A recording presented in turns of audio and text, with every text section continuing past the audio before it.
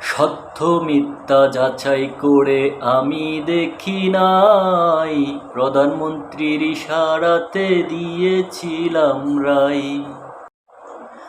নতুন বউ দেখিতে একদিন গেলাম পাশের বাড়ি, দেখেছিলাম একটি নারী পরনে লাল শাড়ি, গায়ের রংটি দুধে আলতা, শুনিয়া তার মুখের কথা দিয়াছিলাম রায়।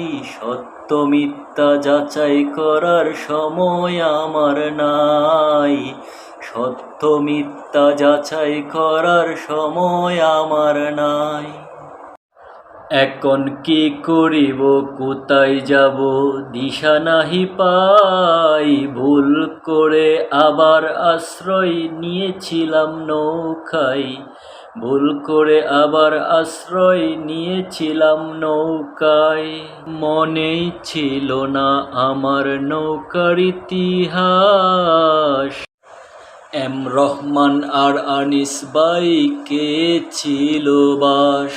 সেই পথেরই প্রতীক আমি কেন যে হলাম, 15,000 টাকা দিয়ে করেছিলাম সন্ধি, ধরা খেয়ে এখন আমি কারাগারে বন্দী।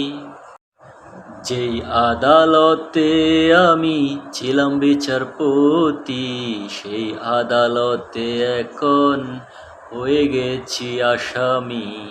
জাতির কাছে ক্ষমা চাওয়ার কোনো সুযোগ নাই, এই জীবন শেষ হবে অন্ধকার ওই জেলখানায়।